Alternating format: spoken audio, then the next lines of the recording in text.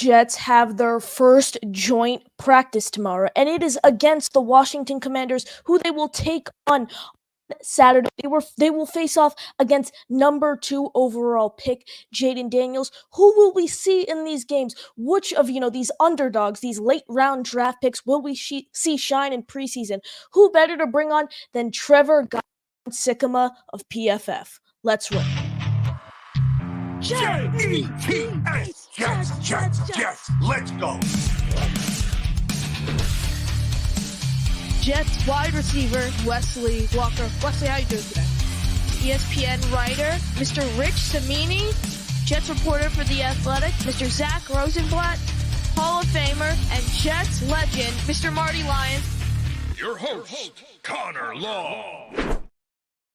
Welcome in, everyone. We are here. It is a Wednesday edition of NY Flight Jets Talk. The New York Jets host the Washington Commanders for their first joint of the year. So who better to bring on than Trevor Sikkema of PFF? Trevor, how you doing? Connor, I'm doing fantastic, my friend. Appreciate you having me back on the show. I know it's taking us a little bit of time, but hey, we got the pre-draft show in last February. Yep. I was on the show, and now we're on the cusp of the season. So now we're talking about we're talking about preseason stuff. We're getting into the regular season, man. I'm very excited to talk some real football here with you today. Yeah, absolutely. We're about to open the preseason. It's going to be really interesting to see what the Jets do in terms of mixing these players in the rotation. I'm just going to touch on the first few Jets draft picks here. Excuse me, briefly, because we know that's been talked about a lot. Mm-hmm. But Olu Fashanu, the Jets trade back one spot and select him, and they end up signing Tyron Smith, eight-time Pro Bowler. What do you think? What do you think that helped? How does that help Fashanu to sit behind a player like Smith? No, to me it's perfect because I think that Fashanu is a really good prospect, but I thought it might take him a little bit of time because what we saw when he was at Penn State, really advanced pass protector, really great footwork, really great arm length, and understanding where to place the hands, the timing of contact, everything. He was a really good pass protector, and we saw that in the PFF grades and when we watched him on film. But the issue sometimes was run blocking. Did he have the strength to really displace people in the run blocking game?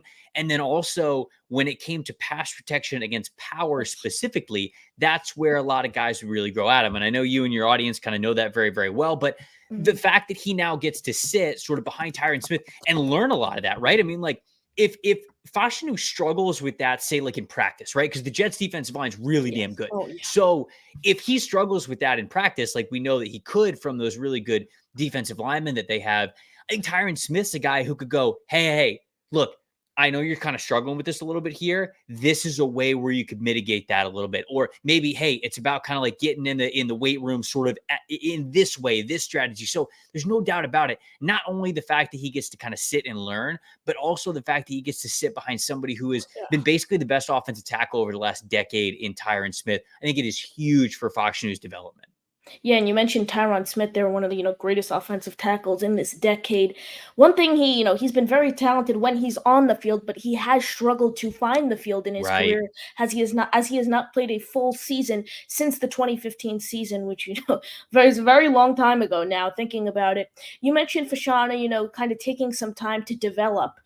Do you think Jet fans should feel comfortable in Fashanu if he has to come in and play 3-4 games in 2024? I think so. Yeah. I mean, I think there's a difference between, having to have Fashanu play a 17-game season and allowing him to kind of come in relief. There's certainly, I guess if you would want a more veteran backup to maybe come in and be a spot starter for you. But, if that can't be the case, you like the fact that Fashanu would be able to maybe get a couple of starts under his belt. Obviously, you'd love for Tyron Smith to start the entire season. But again, I think it's kind of a win-win because Fashanu is a really talented player. I don't think he's going to look too overwhelmed when he gets out there. And then he would get a little bit of extra experience without having to start a full 17-game schedule and a really good one. A lot of primetime games, a lot of tough opponents that the Jets are playing. So, I do think that they should be able to have faith. There are much worse second-tier offensive tackles. I mean, there's not enough good offensive tackles in the league for all 32 teams to have 2 starters, let alone, have reliable backups. So to have this guy and the talent ceiling that he has as your backup, I do think it is a luxury for them. Yeah, absolutely. And the Jets traded down one spot to select him. One more thing before we, move on to the back end of the order. Given where they were, there was a Troy Fontanu, I think is how you say his last name, Mhm. his guard slash tackle out of Washington. There were talks of, the Jets trying to go after him. Brock Bowers was a name. Jets sitting there at 11. Do you think Fashanu was the right pick there? Yeah, I mean, I liked Fatanu from Washington just Mm, because he felt like a more comfortable player if you needed to put him either at guard or center in a mm, pinch, right? Then I think that Fautanu probably would have been the better short-term option for them, right? Because again, like he could be a starter this year at guard. He could have been a swing offensive lineman entirely. Like essentially you have the offensive line the same for the Jets, and then Fautanu, if anybody gets hurt or anybody's not playing well, he could basically play all five spots on the offensive line. He had a little bit more versatility. So for the short term of 2024, I felt like Fautanu would have been a stronger pick, but long term, you're certainly hoping that Fashanu is the better selection, the long term left tackle, which is tougher to nail down. So that's kind of how I looked at those guys. For the longest time, I felt like Fautanu was the better pick, but I can't really hate on the Fashanu selection from them. So Yeah, absolutely. Fashion. A lot of some Jet fans were like, "All right, we need to go weapon." But I wanted Odunze personally, but given he was off the board, we sure, couldn't have selected him. So right. like Tyron Smith, like I said, hasn't played a fully healthy season since 2015, so he goes down. I don't want a Carter Warren or a Max Mitchell coming in to play tackle, as we know how that has been this past year or two. But moving, towards the fifth round, Jets actually select Jordan Travis, the quarterback out of FSU, and he Mhm. had that gruesome leg injury in November that left him sidelined for the majority of the 2023 season. What do you think the Jets get in Travis, and do you view him as a project? How do you think, given his injury, do you think there's even a chance we see him, if let's say God forbid we need to get to quarterback 3, do you think there's even a chance that he could be active for a game?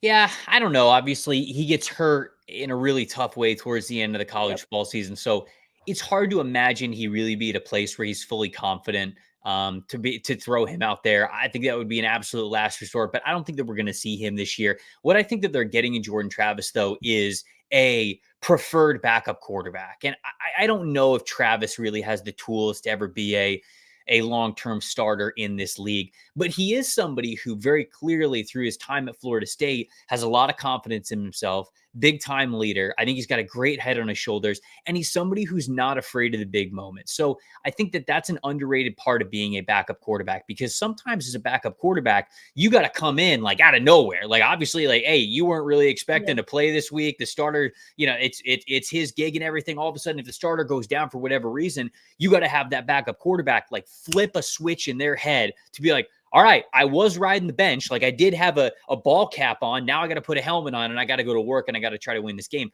To me, Travis gives you that sort of playmaker mentality to be able to do that. And like I said, I don't know if he's ever going to if he's going to have the traits to be a long-term starter in this league, but I do think that he is a preferred backup player because he has that kind of mental makeup to him. And we've seen some success over the last couple of years at Florida State. So I think they got a good one no matter what.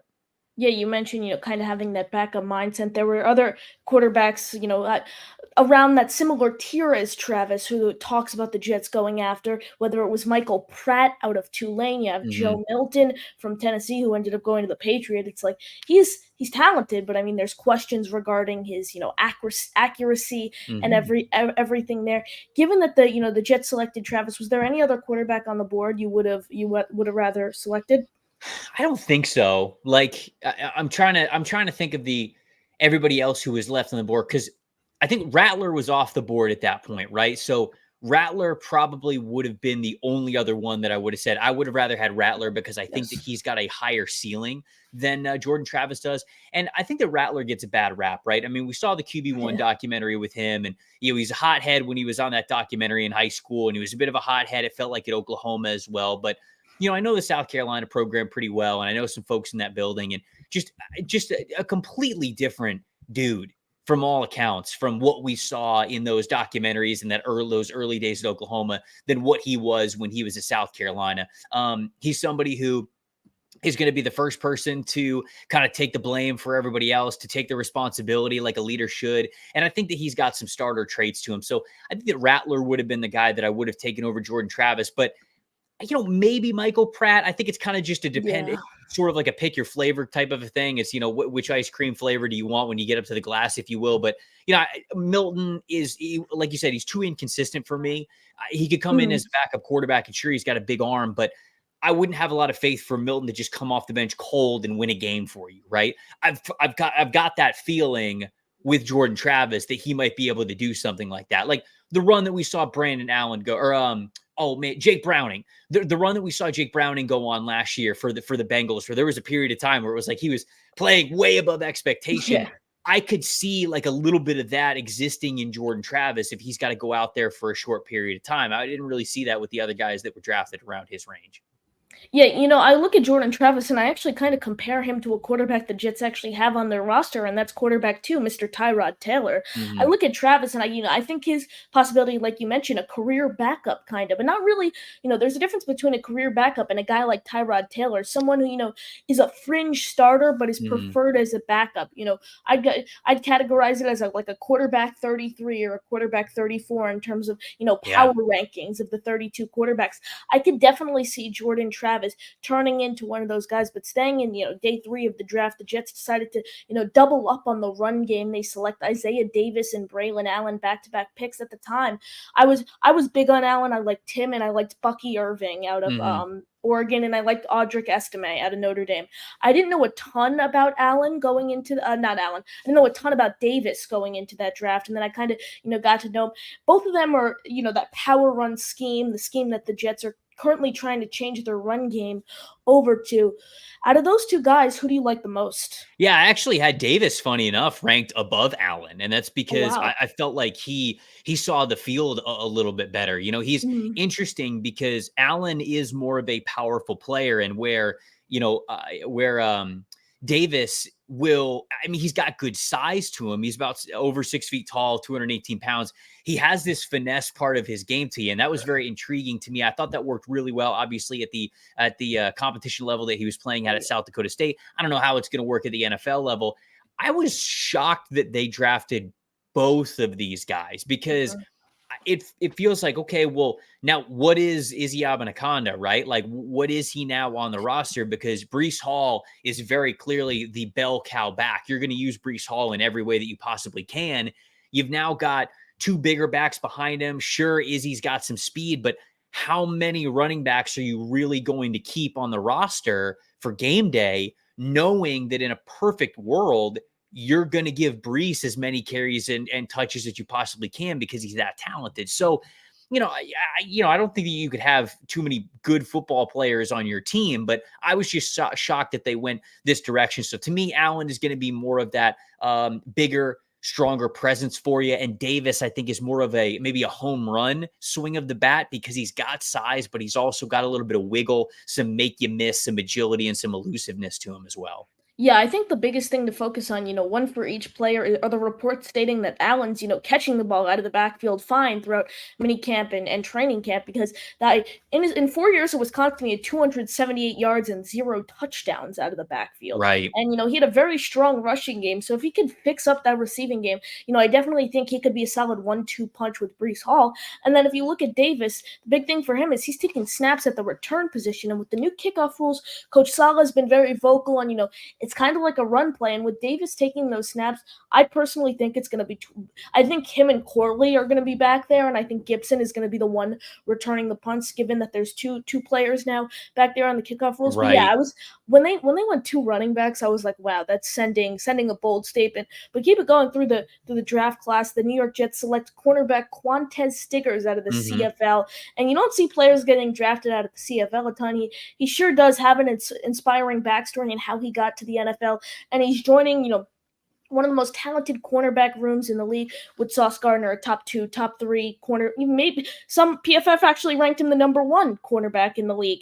And then you have DJ Reed, who's a proven veteran who's played great in his career with the Jets, and then Michael Carter, who's arguably the best nickel corner in all of football. And then you look at Stiggers; he shines so far throughout OTAs, minicamp, training camp. What are the Jets getting in Quantez Stiggers in terms of quality of play, and also his grit and how he's going to do everything to get on the field? Yeah, I mean, very clearly, this is somebody who loves the game, right? Because at one point he gave it up, and there's not a lot of people who give up the game of football and are able to climb their way back. A lot of times when you give it up in, college or whatever it is, like that's it. And obviously the circumstances of, his father dying and, his heart not being in football anymore. Obviously that's an understandable reason of exactly what happened to him. But man, he ends up giving up the game for a little bit and he misses it and kind of claws his way back and, plays in the fan controlled football league. And then 1 year in the CFL and he ends up being newcomer of the year, gets a ton of interceptions. So just a ball player, man. And it's just like you said, there's so much respect for how he got here. I don't know how long he's going to hang around at the NFL level. It's very different making those jumps. Okay, a fan controlled football league where the competition is probably not that great. CFL, obviously, I think CFL's got some good football players, but jumping to the NFL, obviously, it's a different beast. But he's built well. He's got good athleticism. He's got an aggressive mentality. Very clearly, he's got really good ball skills to him too. There's obviously a lot of technique things with him where you don't want to see him this year, if you will. Like this year needs to be hey, let me learn from Sauce Gardner. Let me learn from DJ Reed. Like, let me learn from these guys. This is the best cornerback room in the NFL. And I think the next year you will hopefully be able to see him get into that rotation a little bit more and really start to come into his own as he continues to play at an NFL level. So it's just it's a story that you pay attention to, that you root for, and he's raw right now and kind of how he approaches the game. And I think because of that, you don't want him out there too much his rookie season, but he's in a really great place to learn the game. Yeah, absolutely. And first off, his backstory is like you mentioned. It's great how he was able to take football back in and then make it to now the NFL biggest stage in the world.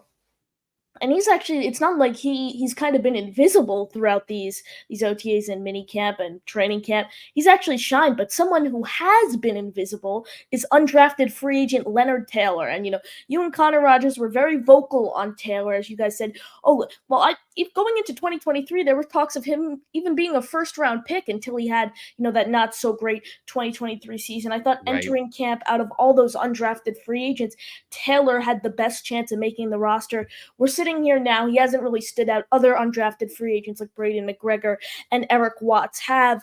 What do you think the Jets are getting in Taylor? Do you think we see him on the roster, or is he a guy we stash on the practice squad? The problem is that the answer to the question is like, what do we see in Taylor? I don't know at this point. I don't know, because his sophomore year was dominant. I mean, Miami put him at 3 technique defensive tackle, and he looked like a supersized linebacker playing at defensive tackle, where, I mean, he was just throwing dudes aside, the arm over move, the club rip, just shooting gaps. I mean, he was unstoppable, incredible, almost an elite PFF passing grade that sophomore season for him. His junior year last year, they play him more at like the nose technique, more of like head up against the center and as a shade 1. And really, he did not play as well, because a lot of what he was asked to do was take blocks in the middle and be a little bit stronger in the middle. And yeah, he had some pass rushing opportunities, but it was not the same setup that it was the year before. And the Jets are certainly privy to that, right? They're not ignorant to the fact that, okay, he was playing more as a 3 technique the year before. He was playing more as a nose technique this past season. And clearly the best tape that he had was as a 3 technique defensive tackle. So I'm sure they've been giving him plenty of opportunities there, but with Taylor, even in the good year, it just felt very hot and cold with him. It felt like he was winning simply off of being more athletically gifted than anybody else. And it's really tough to do that at the NFL level. There's so few players that are like that. And even the ones that are, the ones that stick around and continue to have sustained success are the ones that continue to hone in on their technique. And I just don't know what Leonard Taylor is at this point. An extremely talented football player who, clearly now we're getting into, okay, you're now building up more time of not being this dominant player than when you were the dominant player. So you start to wonder, all right, well, if there's a lot more time in the other direction. Is that the real Leonard Taylor? I just don't know. He doesn't really feel like a guy who's going to be making the regular season roster. He feels like a practice squad type of a player for the Jets. And we'll see what happens kind of as the regular season goes on. But I don't think he's going to be a candidate to make the regular season roster. Yeah, you mentioned, practice squad. They're still, at the same facility, interacting with the same players Of and course. everything, and a big name whose role's kind of not does his play style doesn't remind me of Taylor, but similar role with what Taylor's trying to develop into is Hassan Reddick. He's unfortunately not at New York Jets training camp right now. He's holding out, but once I have confidence they will get this deal done. Once they get this deal done and he's at camp, how much do you think a player like Reddick, or even just someone who even plays interior like Quinn Williams, how do you think these guys are going to kind of help Taylor? Yeah, I think it's a perfect spot. My co-host Connor Rogers and I on the NFL Stock Exchange, when we were kind of talking about some undrafted free agents, we talked about this. The Jets are perfect. The defensive line is deep enough where Taylor doesn't have to start right away. He doesn't have to be put in an awkward situation just to get out there. He gets to sit behind Quinn Williams, who is quite literally his ceiling. Quinn Williams is Leonard Taylor's ceiling. That's sort of one gap penetrating, pass rushing, 3 technique defensive tackle. It's the perfect guy to learn from. So he has the role model there for him. And then, if you want to kick him out a little bit more towards the edge, if you want him to try to lose a little bit of weight, I don't know if they're going to have him do that. But all in all, New York is the right situation for him. So him and his agent picked the right team to sign with as an undrafted free agent. Now it's about him just, showing what he's capable of. But unfortunately, he just hasn't been able to do that yet.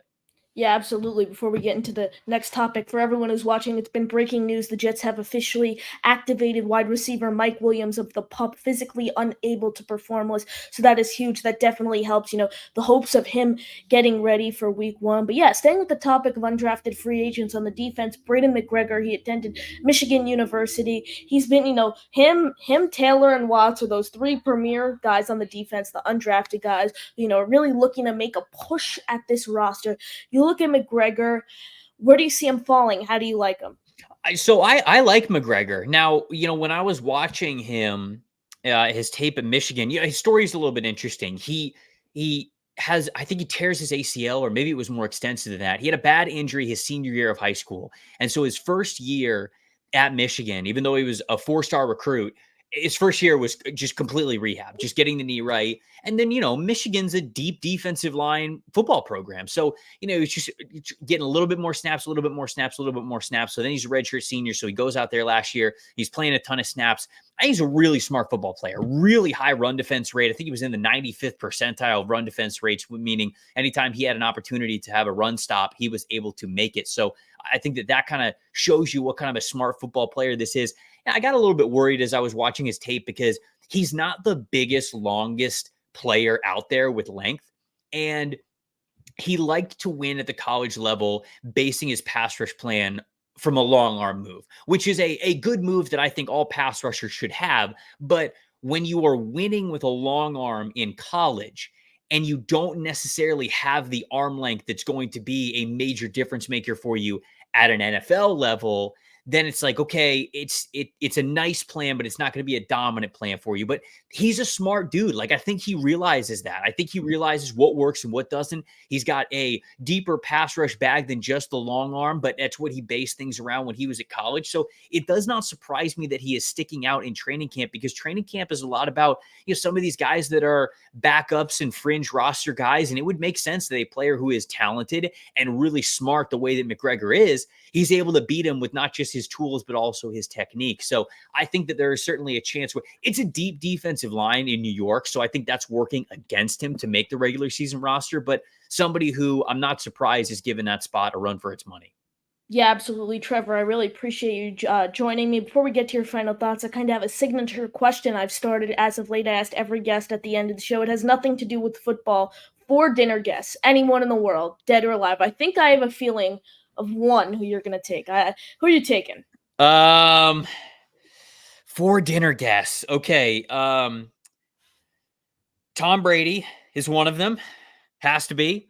I think, oh man, honestly, Jason Light, the Buccaneers general manager, would be another one, just because I want to hear all of the stories of how he built the team, and obviously the Brady saga and everything like that. Yep. So I think that's another one. You know what? I'm gonna make it all Buck centric here. I'm gonna go Derek Brooks is the other one, and I'm gonna say my dad is the fourth one because I want my dad there as the other one to hear all the stories with me because my dad got me into Bucks football. So yeah, Tom Brady, Jason Light, Derek Brooks, who's my favorite Buccaneer of all time, my dad, and then we're gonna hear all the great Buck stories of how. I thought one of the Bucks. I thought you were going to throw Leroy Selman in there. I thought you were going to go with I could have. Leroy as well. I could have, man. I could have asked him what it was like playing on one of the worst teams of all time, and yet you still looked like a Hall of Famer. Yeah. Well, now time for your final thoughts. Sure. Man, I'm excited about this Jets team. I really am. I think this is going to be a fun year for them. I just want everybody to be fully healthy, man. Like I know Jets fans are saying the same thing, but even as an outsider, not even as a Jets fan, I'm excited about this roster, excited about this team. For anybody out there that really wants to get into like, hey, who maybe should I watch for college football that's going to be in the draft next year? NFL Stock Exchange, myself and Connor Rogers, we got you. We're going to be going through all that good stuff. We're about to finish summer scouting. So if you want to kind of check up on the catalog, you can do that. But we'll be giving you updates throughout the year over on the NFL Stock Exchange YouTube channel. Yeah, absolutely. And definitely go check out PFF.com. I mean, the advanced analytics that they run on every single player, whether it's the grade. I mean, you're looking at like missed tackle rates per game. I mean, it's crazy the way they run those analytics. But Trevor, thank you for joining me. Really appreciate it. Everyone, thank you guys for watching. And as always, JTS, Jets, Jets, Jets.